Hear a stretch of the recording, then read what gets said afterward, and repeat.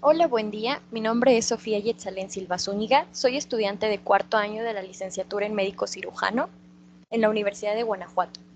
El día de hoy les voy a presentar la clase Anomalías del desarrollo del tracto genital, enfermedades y anomalías de las membranas fetales y de la placenta. Esta sesión fue asesorada por el doctor Guillermo Rodríguez. En esta clase vamos a tener 5 objetivos principales, los cuales son: 1. Analizar las anomalías müllerianas inducidas por el DIS. 2. Señalar las anomalías de la placentación y alteraciones circulatorias. 3. Describir el embolismo del líquido amniótico. 4. Exponer las anomalías de la placentación, mola hidatiforme, mola invasora y coriocarcinoma. Y 5. Reflexionar sobre los trastornos del líquido amniótico, hidramnios y oligohidramnios. Comencemos con las anomalías genitourinarias. En las mujeres, los genitales externos, las gónadas y los conductos de Müller se van a derivar de diferentes primordios, pero estos relacionados entre sí. La embriogénesis anormal puede resultar en órganos reproductivos que nos van a conllevar a infertilidad, subfertilidad, aborto espontáneo o parto prematuro. Yéndonos a embriología, recordemos que el aparato urinario se forma entre la tercera y quinta semana de gestación. Esta se va a derivar del mesodermo intermedio, el cual va a formar la cresta urogenital. Esta se va a dividir en dos, en la cresta genital, que nos va a dar lugar a las gónadas, y en la cresta nefrógena, la cual nos va a dar lugar a los conductos mesonéfricos, mejor conocidos como conductos de Wolff, y a los conductos paramesonéfricos, o mejor conocidos como conductos de Müller. El aparato reproductor femenino se va a formar en la séptima semana de gestación del tabículo rectal. De este se van a derivar el intestino posterior y el seno urogenital, el cual se va a dividir en 3 porciones: la porción cefálica, que nos va a dar lugar a la vejiga; la porción media, que nos dará lugar a la uretra; y la porción caudal, de la cual se van a formar la vagina, las glándulas de Bartolín y las glándulas de Skene. Cada mesonefro se va a degenerar y en ausencia de testosterona, los conductos mesonéfricos van a involucionar en la mujer. Las anomalías de este proceso nos van a conducir a obstrucción y reflujo vesicoureteral. Como podemos ver en la imagen, los mesonefros están aquí arriba, junto con los conductos de Müller. Estos se van a conjuntar en una cloaca común y en el tubo alimentario. Aquí podemos observar la yema ureteral y los metanefros. Los mesonefros van a empezar a involucionar hasta formar la vejiga. Los conductos de Müller o trompas de falopio van a juntarse para formar el útero. Entonces aquí en esta parte vamos a tener, si esto no se completa bien, la fusión de los conductos de Müller, vamos a tener diferentes grados de agenesia, que a continuación vamos a ver. Aquí podemos ver la separación y hasta que forman el útero completo. Muy bien, el aparato genital se va a formar en la 10ª semana de gestación. Las trompas de falopio, el útero y la parte superior de la vagina se van a derivar de los conductos de Müller. El desarrollo va a estar guiado principalmente por los genes Hox. El útero se va a formar por la unión de dos conductos de Müller, como les comentaba antes, y la cavidad uterina se formará al final de la semana 20, cuando el tabique superior se reabsorba lentamente. Si los conductos de Müller no se funcionan, las trompas de falopio van a quedar separadas, y si no se reabsorbe el tejido entre ellos, nos va a dar lugar a diferentes grados de persistencia del tabique. Casi el 50% de las mujeres con malformaciones ureterovaginales también van a tener defectos asociados con el aparato urinario. Muy bien, pasamos a las anomalías müllerianas. ¿Qué son? Las anomalías de los conductos de Müller van a ser aquellas anomalías estructurales causadas por errores en el desarrollo de los conductos de Müller durante la morfogénesis embrionaria. La mayoría de las veces estos van a ser asintomáticos o van a provocar síntomas como dolor pélvico, sangrado prolongado o anormal, pérdida recurrente del embarazo o parto prematuro. Se pueden llegar a sospechar debido a hallazgos asociados en el examen físico, como un tabique vaginal longitudinal, aunque la mayoría se van a detectar de forma incidental, por ejemplo, cuando se realizan estudios de imagen para evaluar a pacientes con infertilidad, por síntomas relacionados con sistemas de órganos no reproductivos o traumatismos.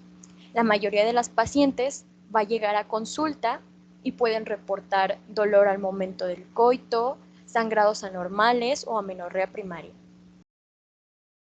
¿Cómo los vamos a clasificar? Del desarrollo embrionario o defectuoso de los conductos de Müller se van a originar 4 principales anomalías. La primera va a ser la agenesia de ambos conductos, ya sea de forma focal o a lo largo de todo el conducto. La maduración unilateral del conducto de Müller con un desarrollo incompleto o ausente del lado opuesto. La ausencia de fusión de la línea media o fusión defectuosa de los conductos y la canalización defectuosa de los conductos. En esta parte les pongo un recuadro de la American Fertility Society que nos lo divide en 7, como hipoplasia o agenesia de los conductos de Müller, que se subdivide en 4, el útero unicorne, el útero didelfo, el útero bicorne, el útero tabicado, el arqueado y el relacionado con el dies. Esta otra clasificación la propone la Sociedad Americana de Medicina Reproductiva. Esta lo subdivide en más tipos. Esta cuenta con una aplicación en la cual pueden acceder con el código QR. Es una plataforma didáctica en la cual podrán interactuar con cada uno de los diversos tipos de agenesia mülleriana. Muy bien, pasamos a la incidencia. La más común que vamos a encontrar va a ser el útero arqueado. En segundo lugar, el útero tabicado. En tercero, el útero bicorne. Y muy rara vez vamos a llegar a ver un útero didelfo o un útero unicorne. Empecemos con la agenesia mülleriana de clase 1. Esta va a ser causada por la hipoplasia o agenesia de los conductos de Müller. Puede afectar a la vagina, el cuello uterino, el útero o las trompas de falopio. Se puede presentar de forma aislada o acompañado de otras anomalías de los conductos de Müller. Como síntoma, en la pubertad vamos a tener amenorrea primaria más dolor pélvico. Las anomalías vaginales. Esta va a ser la más grave y puede ser aislada o asociarse con otras anomalías, como el síndrome de Mayer-Rokitansky-Kuster-Hauser. Su importancia obstétrica va a depender en gran medida del grado de obstrucción. Pueden formarse tabiques congénitos en sentido longitudinal o transversal. Eso se los explicaré más adelante. En cada uno se puede originar de un defecto de reabsorción. Como podemos ver, aquí no cuenta con un útero. En la imagen podemos ver que solamente cuenta con trompas, con un ovario. En la imagen lo vamos a ver así. Este es una aplasia de los conductos de Müller, una aplasia renal y una displasia de los somitas cérvicos. Aquí podemos ver que tampoco cuenta con un útero. Muy bien, los tabiques. Los tabiques se van a dividir en 2, tabiques longitudinales y tabiques transversos. Los longitudinales, como podemos ver en la imagen, nos van a dividir la vagina en parte derecha e izquierda. Este puede ser completo o parcial, y generalmente lo vamos a encontrar en la porción proximal de la vagina. Se va a asociar con otras anomalías de los conductos de Müller. En cambio, los tabiques transversos, que es este que podemos ver aquí, van a presentar una obstrucción de espesor variable. Puede desarrollarse a cualquier profundidad, pero normalmente lo vamos a encontrar en el tercio distal. Podrían estar o no perforados, lo cual nos va a dificultar su diagnóstico, y es posible que la obstrucción pueda causar infertilidad. ¿Qué vamos a tener de importante en las anomalías vaginales? La importancia obstétrica que va a tener en caso de la agenesia vaginal completa es que va a impedir el embarazo por coito vaginal. Su tratamiento va a ser quirúrgico. En el caso del síndrome de Mayer-Rokitansky, la agenesia uterina va a impedir la procreación y el tratamiento puede ser crear una vagina funcional por medio de cirugía, pero estas no van a poder tener bebés de manera natural, sino por medio de una fertilización in vitro en una madre sustituta. En el caso del tabique longitudinal completo, este no va a causar distocia porque el feto puede descender a través del lado de la vagina. En caso del tabique longitudinal distal incompleto, este sí puede interferir con el descenso, y su tratamiento sería la resección del tabique antes del parto para evitar una lesión uretral. Cuando tenemos una estenosis perforada y la abertura del tabique, se puede confundir con el cuello uterino no dilatado. La cabeza del bebé va a causar una lesión del tabique y hace que se protruya hacia abajo. El tratamiento va a ser una incisión en cruz para evitar que la lesión pase a la uretra y el recto, y esto va a permitir el parto. En el tabique transversal grueso puede ser necesaria la cesárea, ya que en esta no va a permitir el descenso del bebé por el canal de parto. Pasando a las anomalías cervicales. Puede haber una agenesia parcial o completa, una duplicación y un tabique longitudinal que divide la vagina. La agenesia completa es completamente incompatible con el embarazo. Se puede arreglar la obstrucción con una corrección quirúrgica por anastomosis ureterovaginal, pero las tasas de embarazo no van a mejorar y los nacidos vivos después del procedimiento son muy bajas. Se recomienda hacer una histerectomía para la agenesia cervical completa y la reconstrucción cervical para pacientes con disgenesia cervical. Pasando a las anomalías uterinas. Estas nos van a representar un mayor riesgo de aborto espontáneo, trastornos de la presentación, parto prematuro, restricción del crecimiento fetal. Pueden ser descubiertas durante la exploración pélvica, una cesárea, un estudio clínico por infertilidad. ¿Cómo las vamos a sospechar? Principalmente tenemos que realizar una ecografía transvaginal tridimensional. Esto nos va a hacer observar la anomalía hasta en un 97% de los casos. La ecografía de administración de solución salina va a estar contraindicada en el embarazo. Empezamos con la clasificación de los úteros, la anomalía mulleriana clase 2 o útero unicornio. Este se va a presentar un caso en cada 4.000 mujeres y 40% de ellas van a tener aparte anomalías renales. Este se puede detectar durante la valoración de infertilidad por una histerosalpingografía. La ecografía 3D va a aumentar la precisión diagnóstica, pero puede preferirse la resonancia magnética para observar el endometrio. Va a ser asintomático en mujeres no embarazadas. El riesgo que nos va a conllevar en un embarazo va a ser principalmente de aborto espontáneo de primer trimestre con 24.3% de probabilidad, un parto prematuro con 20.1%, una muerte fetal de 3.8%, un aborto espontáneo de segundo trimestre del 9.7%, un embarazo ectópico o una mala presentación que comúnmente sería de nalgas.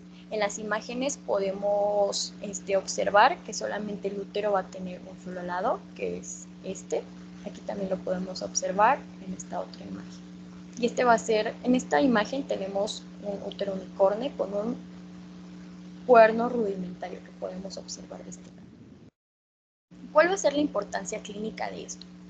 La cavidad va a ser normal, puede contar con una trompa de falopio, un cuello uterino, mientras que el conducto de Müller va a tener varias configuraciones. Estas son las configuraciones que puede tener. Podemos tener que solamente tenga un cuerno, que tenga un cuerno pero tenga un remanente que esté separado, que tenga un cuerno y tenga un remanente pero funcional con endometrio, que tenga un cuerno y puede tener un remanente que si bien no esté unido ni tampoco tenga cavidad, o también puede estar comunicado, que sería un único cuerno con una comunicación a nivel cervical. Si se obstruye el cuerno rudimentario puede causar dolor abdominopélvico, clínico o crónico. El tratamiento sería la excisión quirúrgica del cuerno obstruido. En el caso de tener un cuerno uterino obstruido o rudimentario, nos va a conllevar anomalías de la inserción placentaria. Y el cuerno rudimentario no comunicante o comunicante con endometrio nos va a dar un riesgo de embarazo ectópico.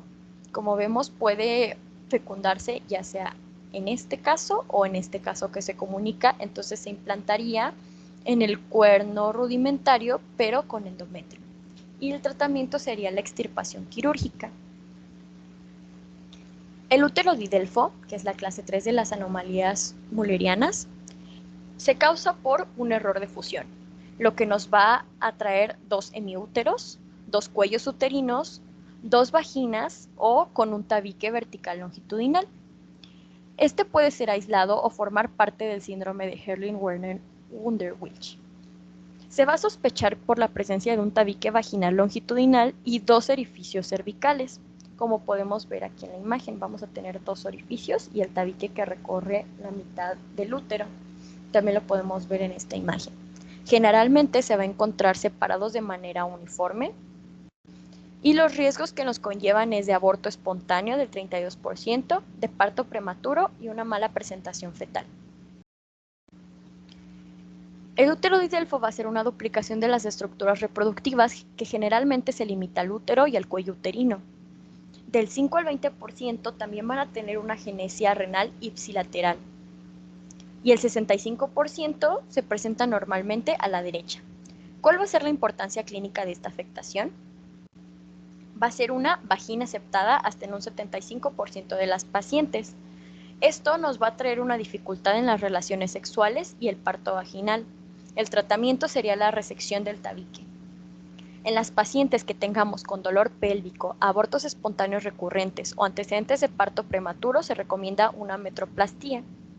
En el caso de pacientes con hemivagina obstruida y agenesia o anomalía renal ipsilateral, van a tener menstruaciones regulares, pero el tratamiento que se recomienda es la resección de la pared obstruida y la creación de una única bóveda vaginal. Pasamos al útero bicorne, que es la clase 4. Esta fusión va a dar origen a 2 semiúteros. Puede ser completo o parcial. El completo se va a extender al orificio cervical interno o externo y va a tener un único cuello uterino.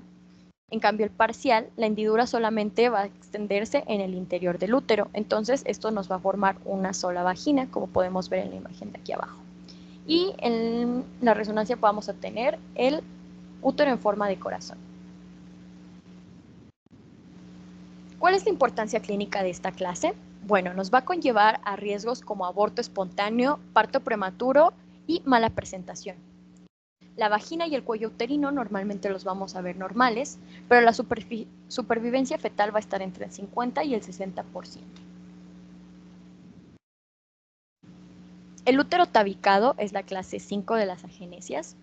Esta es la anomalía uterina más común. Del 35 al 90% de todas las malformaciones mullerianas van a ser de este tipo. Este va a poseer un tabique longitudinal permanente, completo o parcial. Va a aumentar el riesgo de aborto espontáneo, parto prematuro y mala presentación. Ante el aborto recurrente se recomienda la resección histeroscópica del tabique. También vamos a ver una especie de útero en forma de corazón, aunque no tan marcado como el otro. ¿Cuál va a ser la importancia clínica de este tipo? Bueno, el tabique que causa una hemivagina obstruida va a provocar dolor cíclico, se va a palpar una masa vaginal lateral, puede estar obstruida y perforada y vamos a tener manchado o flujo vaginal purulento si el contenido se infecta. La resección de este tabique va a mejorar notablemente el resultado del embarazo. Por último tenemos al útero arqueado o clase 6. Este se va a clasificar como una variante normal, aunque más adelante vamos a ver que de normal no tiene mucho. El útero va a tener una ligera hendidura en la línea media, como podemos observar en la imagen. Va a haber un pequeño septo por la reabsorción defectuosa del tabique central. Estas pacientes van a ser asintomáticas, no van a tener compromiso de fertilidad y los resultados del embarazo son similares a los de la población obstétrica general. Pero el problema viene en las pérdidas fetales del segundo trimestre y la mala presentación. Por esto mismo les comentaba que pues no es realmente una variante normal. Aquí este es un cuadro comparativo de los 3 úteros en forma de corazón, como les comentaba, que tenemos el bicorne, el tabicado y el arqueado. Les dejo también cómo se verían en las imágenes, cómo están conformados y la medida de la profundidad, según 3 escalas. Por último, les quiero mencionar la anomalía relacionada con el dietilestilbestrol, que sería la clase 7. Este fue causado por un medicamento creado en 1960. Fue un estrógeno sintético no esteroideo que se usaba como tratamiento para la amenaza de aborto, parto prematuro, preeclampsia y diabetes, la panacea. Pero realmente resultó ser ineficaz. Como sabemos, los que prometen tantos resultados normalmente van a tener uno, o en este caso, ninguno. Tuvo, en cambio, en vez de resultados, riesgos de adenocarcinoma vaginal de células claras, neoplasia intraepitelial cervical, adenosis vaginal, y en mujeres expuestas in útero tuvieron como resultado cuello uterino o vagina con tabique transversal, una cresta circunferencial o un collar cervicouterino, un útero potencialmente más pequeño o una cavidad en forma de T, como la que observamos en esta imagen. Pasemos a las anomalías de la placentación. Para saber lo normal, primeramente tenemos que conocer qué es lo normal. Una placenta va a pesar aproximadamente 470 gramos, va a ser redonda y ovalada, de un diámetro de 22 centímetros, un espesor central de 2.5 centímetros y va a estar compuesta por un disco placentario o placa basal y placa coriónica, membranas extraplacentarias y un cordón umbilical con 3 vasos. La placentación extracorial. En condiciones normales, la placa coriónica se va a extender a la periferia de la placenta y va a tener un diámetro similar al de la placa basal. En la placentación extracorial, la placa coriónica no se va a extender hasta la periferia y se va a formar una placa coriónica más pequeña que la placa basal, que podemos ver aquí. Esta no se va a extender hasta acá, entonces vamos a tener esto que van a ser depósitos de fibrina. En la imagen nos lo presentan como una repisa, que va a ser esto de aquí. Va a ser un doble pliegue de amnios y de corión. También vamos a tener la placenta circunvalada y la placenta circunmarginada, que tenemos aquí en las imágenes. La placenta circunvalada va a tener una periferia de una placa coriónica, que es una cresta engrosada, opaca, circular, de un color blanco grisáceo y va a estar compuesto por un pliegue doble del corión y amnios.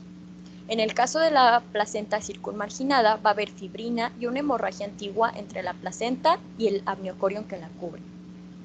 Los riesgos y el tratamiento. Este tipo de placentas nos va a conllevar a un mayor riesgo de hemorragia prenatal, desprendimiento, muerte fetal y parto prematuro. Afortunadamente la mayoría son transitorias, no van a tener complicaciones adicionales y van a tener resultados normales y no es necesaria una mayor vigilancia. Los trastornos circulatorios. Estos los vamos a poder agrupar en dos. Los primeros, que son aquellos en los que se altera el flujo materno hacia o dentro del espacio intervelloso, y aquellos con flujo sanguíneo fetal alterado a través de las vellosidades. Empecemos por la alteración del flujo sanguíneo materno.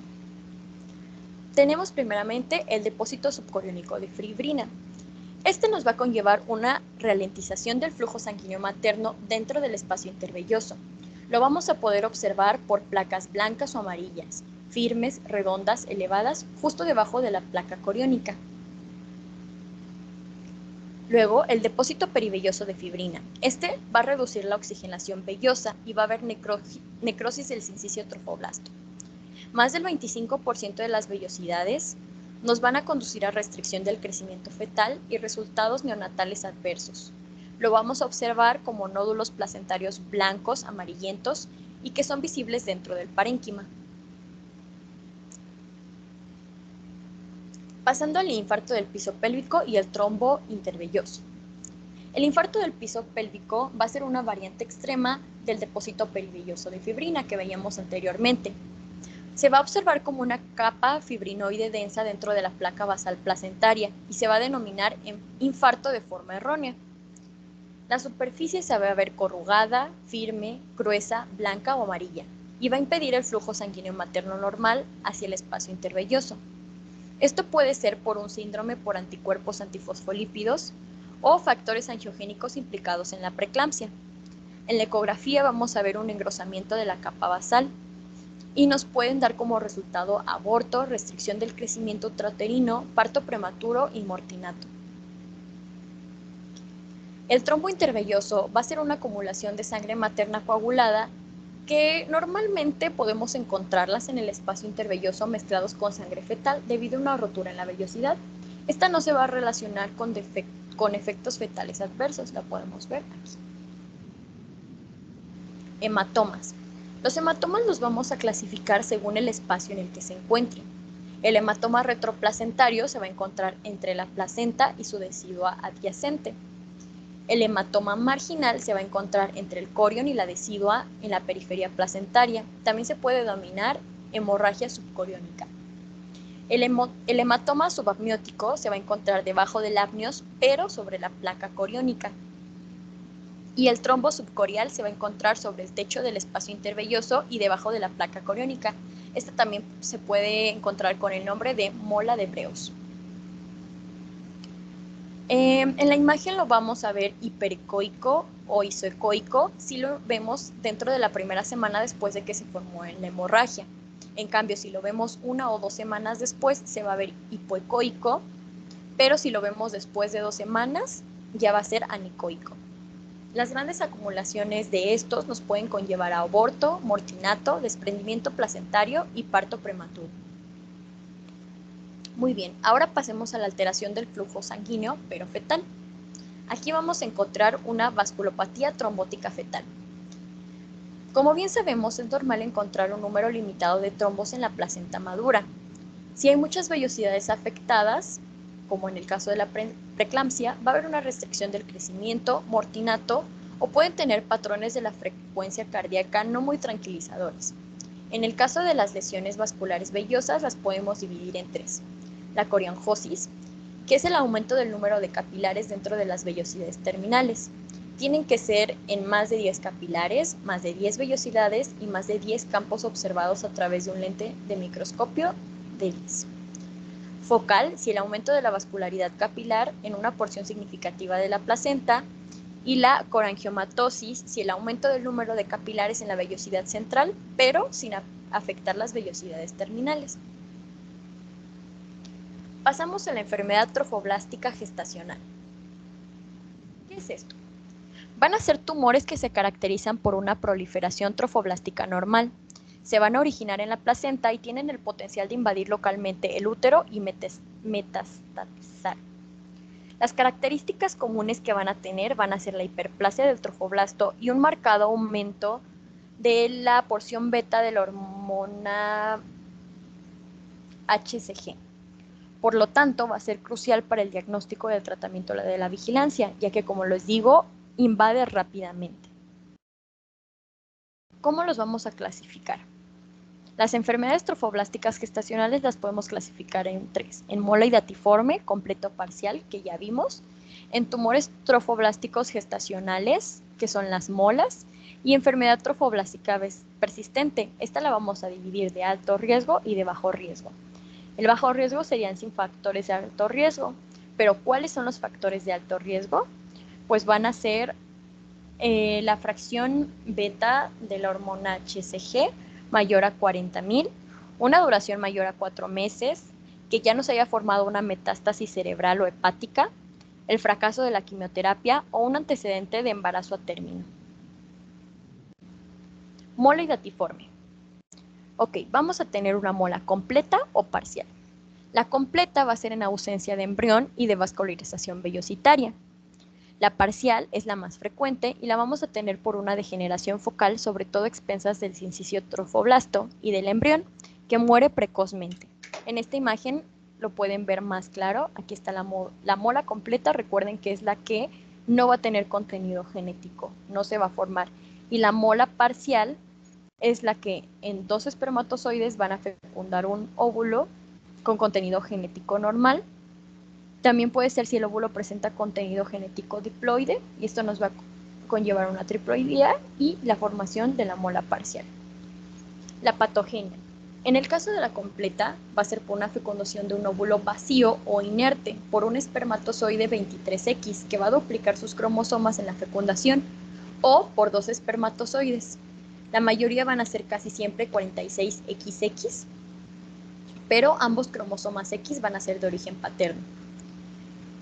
Y también va a haber una patogenia en el caso de la parcial, va a ser por fecundación de un óvulo normal, por 2 espermatozoides o por una normal con dotación diploide. Esto nos va a dar lugar a trisomías 69XXX, 69XXY o 69XYY. ¿Cómo vamos a encontrar la mola hidatiforme? Clínicamente se va a presentar como una hemorragia indolora en el 97% de los casos, con aspecto de agua de lavar carne. descrita en la literatura. Un útero de mayor tamaño para la edad gestacional en el 50% de los casos, síntomas de preeclampsia en el primer trimestre del embarazo, puede haber expulsión de vesículas, una clínica sugestiva de hipertiroidismo, dificultad respiratoria aguda, hiperemesis gravídica o quistes ováricos decaluténicos. El diagnóstico lo vamos a hacer principalmente por la elevación de los niveles de la fracción beta de la hormona HCG, que tienen que ser por encima de 100.000 unidades. ¿Cuál va a ser el tratamiento? Preferentemente va a ser la evacuación uterina y la monitorización posterior. La GPC recomienda que no se realice inducción del trabajo de aborto. El manejo de la mola parcial en mujeres con paridad satisfecha y mayores de 40 años les podemos sugerir una histerectomía con conservación de ambos ovarios. Pasamos a la mola invasora. Esta va a ser una neoplasia trofoblástica común. Casi todas las molas invasoras suelen surgir a partir de molas parciales o completas. Antes eran denominadas corioadenomas destruens. La mola invasora se va a caracterizar por una invasión extensa del trofoblasto y de vellosidades bien desarrolladas. Las células trofoblásticas van a penetrar en la profundidad del miometrio y en ocasiones van a alcanzar el peritoneo, el parametrio adyacente o la cúpula vaginal. El coriocarcinoma.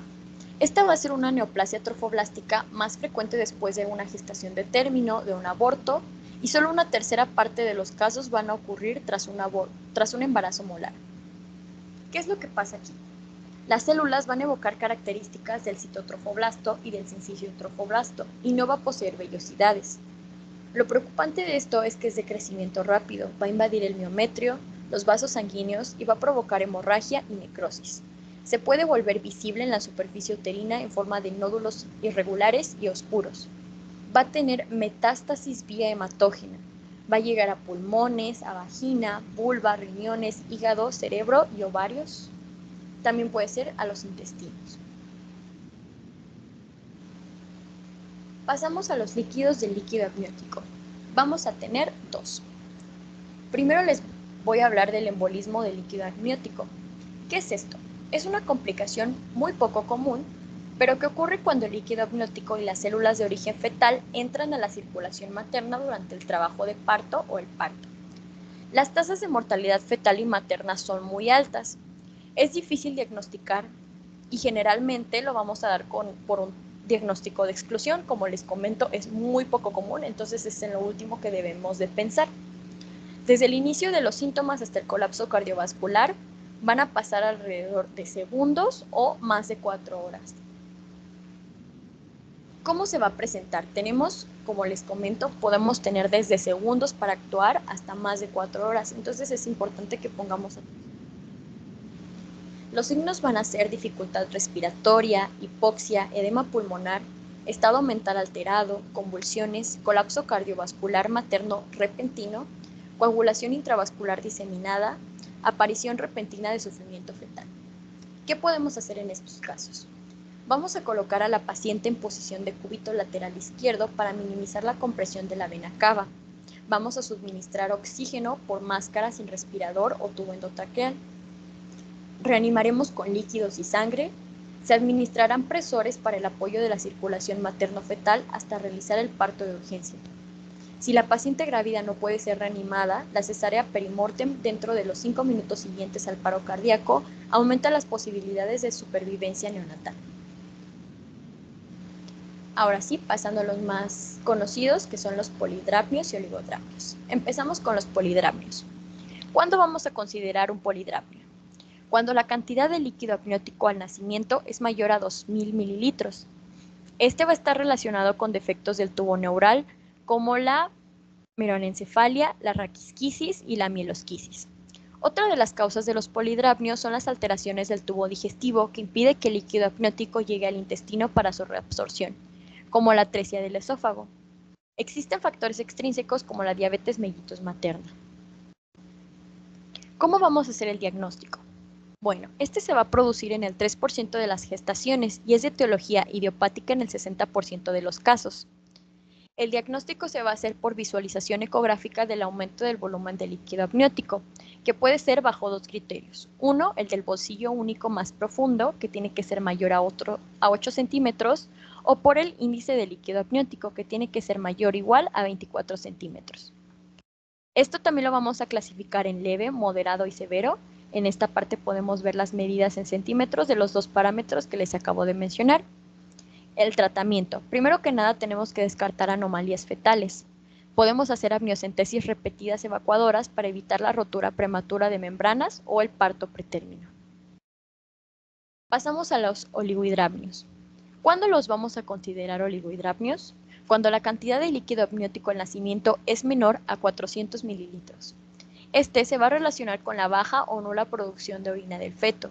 Su presentación más frecuente se debe a una rotura prematura de membranas, pero también puede ser ocasionado por patologías renales bilaterales como riñones poliquísticos, multiquísticos o agenesia renal bilateral.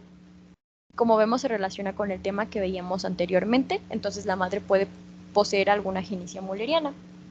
Cuando esta alteración es muy grave, el oligohidramnios puede ocasionar una deformación de la cara que conocemos como fenómeno o cara de Potter, que es la que podemos ver aquí. ¿Cómo vamos a hacer el diagnóstico? Lo podemos sospechar cuando el tamaño del útero es menor para la edad gestacional o por una rotura de membranas antes del parto. Su diagnóstico va a ser igual por ecografía y lo vamos a ver con los mismos dos parámetros, pero con diferentes valores. En el caso del bolsillo único va a ser menor a 2 centímetros y el índice de líquido amniótico va a ser menor o igual a 5 centímetros. El tratamiento, igual que en el otro, principalmente tenemos que descartar malformaciones fetales. Se pueden practicar amnioinfusiones introduciendo suero fisiológico para aumentar el volumen, pero si el feto ya ha alcanzado la madurez necesaria o existen factores de riesgo, lo que se recomienda es realizar la inducción al parto. Muy bien, ahora les tengo dos preguntas de tipo NARM para englobar algunos puntos que vimos en esta clase. La primera pregunta: una embarazada de 32 años de edad en la semana 25 de gestación niega sintomatología. Los estudios de control del embarazo se reportan normales. Padece hipertensión arterial sistémica desde hace 4 años en tratamiento con enalapril, que suspendió un par de meses después del embarazo. Su médico sospecha de oligohidramnios. ¿Con qué valores de líquido medido por el ultrasonido se establece este diagnóstico? Esas son las opciones. ¿Listo? Muy bien. El segundo caso es: mujer de 30 años de edad, gesta 3, cesárea 2, para 0, aborto 0, que tiene diagnóstico de embarazo de 20 semanas de gestación por fecha de última menstruación. Acude a urgencias por un cuadro de 2 semanas de evolución, caracterizado por presentar náuseas intensas con vómito, dolor abdominal en hipogastrio y sangrado vaginal moderado. A la exploración física, el útero se palpa por arriba de la cicatriz umbilical. Se realiza un ultrasonido transvaginal en el cual se observa un patrón ecogénico mixto y presencia de elementos fetales. ¿Cuál creen que es el diagnóstico más probable en este caso? Los dejo que lo piensen. ¿Listos? Las respuestas correctas son: en la primera, la C, 5 centímetros, y en la segunda, D, mole datiforme incompleta. ¿Cuántas tuvieron correctas? Bueno, por mi parte sería todo. Muchas gracias por su atención. Les dejo la bibliografía.